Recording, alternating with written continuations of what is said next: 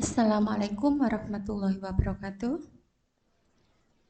Selamat siang anak-anak, bertemu lagi dengan saya, Ibu Tuti Ernawati. Pada siang hari ini, saya berharap kalian semua tetap dalam keadaan sehat dan selalu jangan lupa mentaati protokol kesehatan, yaitu dengan memakai masker, mencuci tangan dengan air mengalir, dan selalu menjaga jarak atau jangan berkerumun.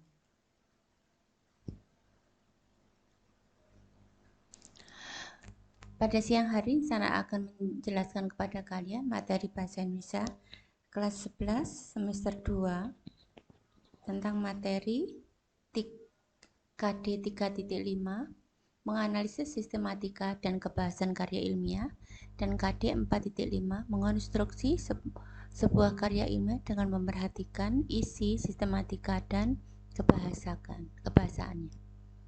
Untuk IPK yang akan kita pelajari pada siang hari ini yaitu kita akan mempelajari menganalisis sistematika karya ilmiah, yaitu materi kita hari ini adalah sistematika karya ilmiah. Tujuan pembelajaran yang ingin kita capai pada siang hari ini adalah setelah melakukan kegiatan pembelajaran, diharapkan kalian semua dapat menganalisis sistematika karya ilmiah. Untuk materi karya ilmiah pada siang hari ini dapat saya jelaskan bahwa karya ilmiah adalah tulisan yang berisi tentang fenomena atau peristiwa yang ditulis berdasarkan kenyataan, bukan hasil imajinasi atau hasil fiksi. Tulisan tersebut misalkan tentang ilmu pengetahuan, alam sekitar kita, teknologi, dan seni. Nah, tulisan tersebut bisa diperoleh melalui penelitian, pengalaman di lapangan, pengetahuan orang lain sebelumnya, atau dengan studi kepustakaan atau studi pustaka. Nah, secara ringkas bahwa karya ilmiah itu ada dua bagian, yaitu pertama bagian utama tentang pendahuluan, isi, dan penutup. Kemudian yang kedua adalah bagian pelengkap, yaitu tentang judul, kata pengantar, daftar isi, dan daftar pustaka. Berikut ada video pembelajaran tentang materi karya ilmiah. Saya berharap kalian menyimak sampai selesai.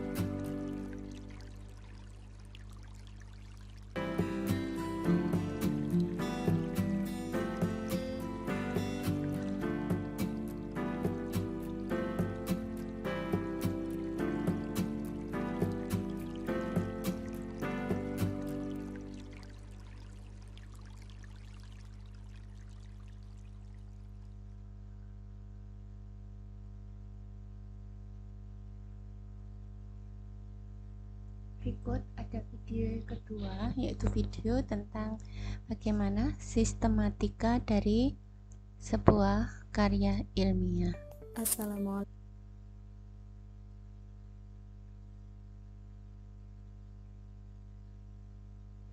Bagian jadi dua, yang pertama ada bagian tubuh, yang kedua ada bagian pelengkap.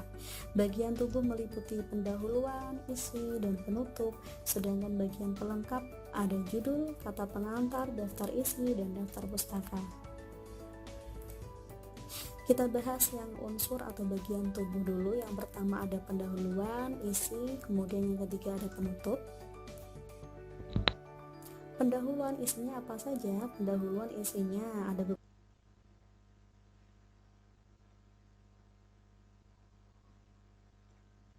manfaat. Poin pertama ada latar belakang. Latar belakang itu idealnya isinya tentang kesenjangan antara harapan dan realita. Jadi harapannya bagaimana, ternyata di realita seperti itu. Maka dari itu perlu diadakan penelitian untuk menyelesaikan masalah tersebut.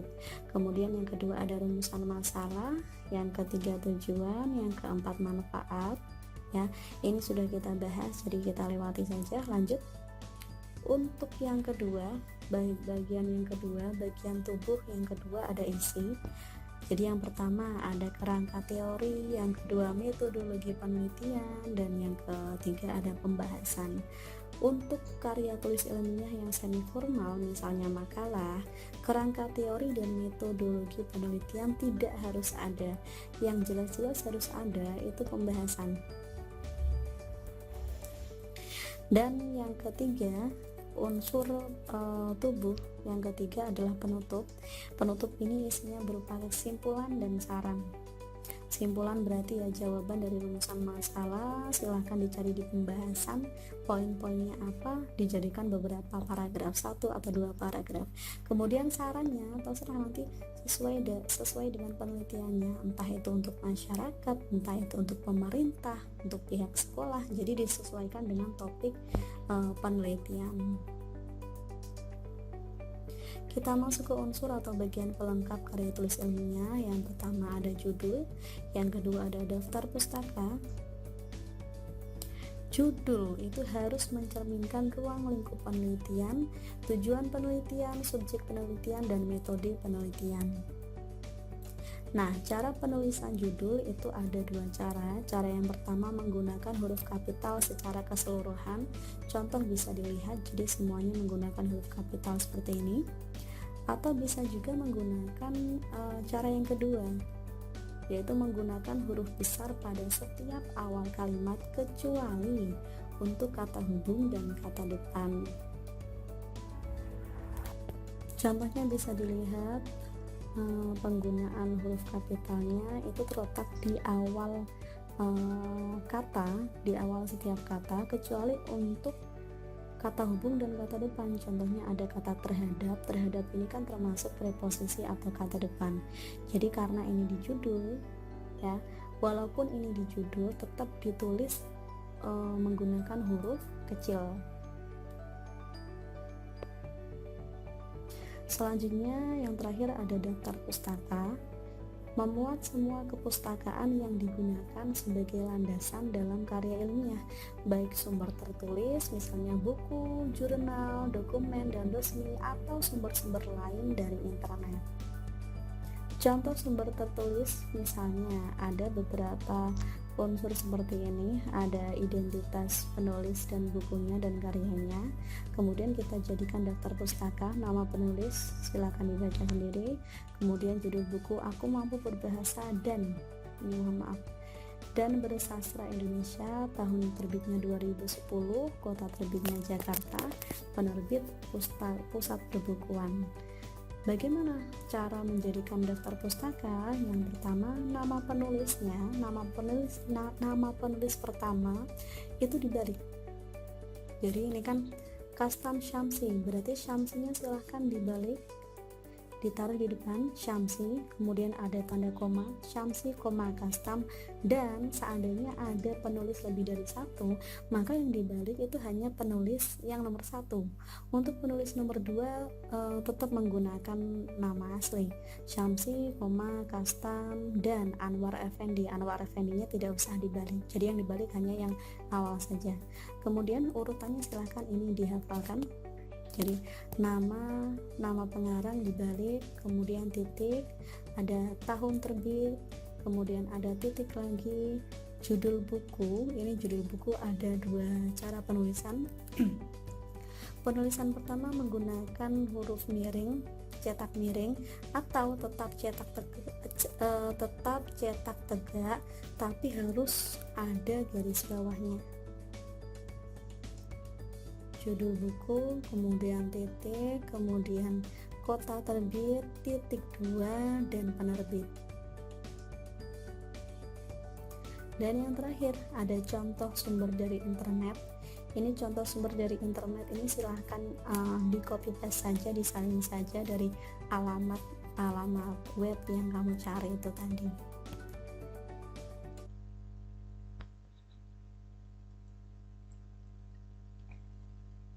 Kalian sudah melihat dua video. Video pertama tentang pengertian karya ilmiah, tujuan, dan jenis atau bentuk. Yang kedua, video kedua tentang sistematika dari karya ilmiah. Nah, dari pembelajaran pada siang hari ini bisa kita simpulkan bahwa apa yang kita pelajari tadi adalah pengertian dari karya ilmiah, tentang karakteristik dari karya ilmiah, bentuk karya ilmiah, dan sistematika karya ilmiah. Saya berharap kalian bisa memahami apa poin-poin yang sudah kita jelaskan dari video pembelajaran tadi. Terima kasih atas perhatian kalian semua. Sampai bertemu lagi pada pertemuan selanjutnya. Saya akhiri. Wassalamualaikum warahmatullahi wabarakatuh.